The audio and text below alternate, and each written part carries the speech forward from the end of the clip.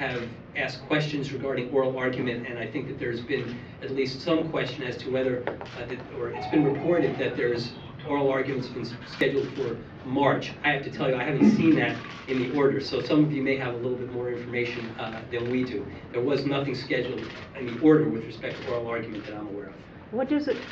Do you see anything in how the court is framing the issue and who signed off on the appeal that indicates how the outcome might go or how it might differ from the last ruling? Well, I am someone who is loath to ever predict how a court is going to come out. I have every confidence in the world that this court, with its long and proud history, will make its decision based on the facts and the law, and I'm fairly confident in the strength of our legal arguments. I think they're very strong when you look to the issues that are at stake. Separation of powers, equal protection under the law. I am glad that at least from my perspective, I think that the Supreme Court, in terms of its order today, focused on the exact issues I want them to be focused on when they're making their decisions. So I'm very comfortable with it. Is your ruling different than merit? Different than? One at a time. Carolyn?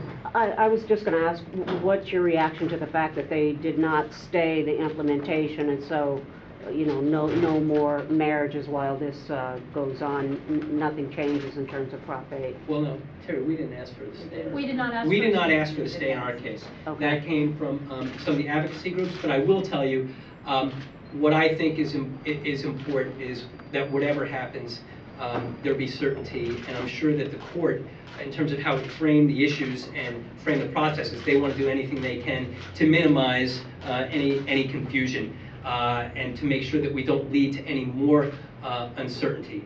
So, and that they want, so they wrap this in a package, as neat a package as they can, to deal with all the issues, including, as you'll see, they made reference to the fact that they want briefing with respect to the marriages that have already occurred. So I think that's why they handle it. And is it in some of the other suits? It's about the issue: is it a revision or an amendment? And can it be the 2/3? Are all three of the suits, including yours, dealing with that issue, Yeah. and not so much the merits of the case? Well, as I said, well, the merits of the case here, I think the merits are different from where they were back in May. The fact of the matter is the California Supreme Court found that there was a fundamental right to marry, and that LGBT couples are entitled to that benefit, or that right. The issue here is, should Prop 8 be struck down because it was an improper amendment versus a revision? We all have focused on, the three major suits out there have focused on that issue, and that's exactly where I think we should be focused, and that obviously implicates a number of different issues that we've identified in terms of an independent judiciary and its role as being the arbiter of who's entitled to protection on the Equal Protection Clause. So I think everybody's focused on the right issues. Okay, so there's going to be a lot of groups that are going to be allowed to oppose your legal challenges. Does that make this case that much more difficult now? I mean, you're going to have all sets of arguments. Well, I'm going to let Terry or Ann answer the question about who's actually being allowed to oppose us, because I'm unfamiliar with it. Because there are a lot of people that make applications, I'm sure, but it comes down to an issue of standing. But, you know, does that bother me? No, we're going to make our case based on the facts and the law, and I'm very confident in our position, irrespective of who's allowed to come in and make a statement. Just to clarify, the court allowed one group, the official proponents of Prop 8, to intervene.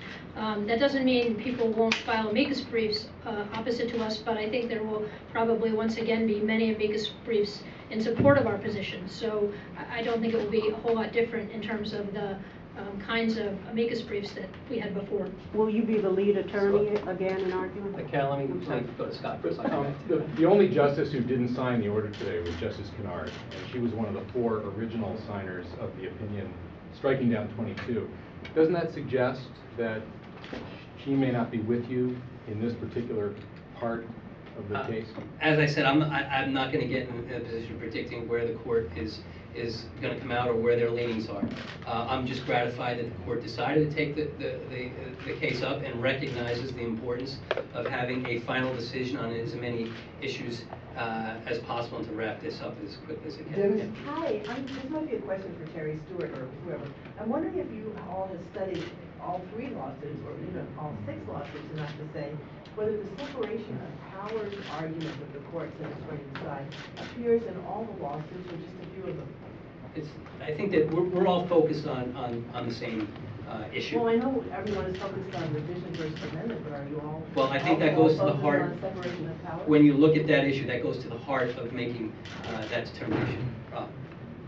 How tough a case do you think you have before you? And sort of in lay terms, what do you have to prove this for? Well, I think that, as you can tell from the fact that there haven't been a lot of cases decided on the issue of amendments versus revision, it's not something you see every year. I think it's hard to predict with any certainty what level of success you think you can have.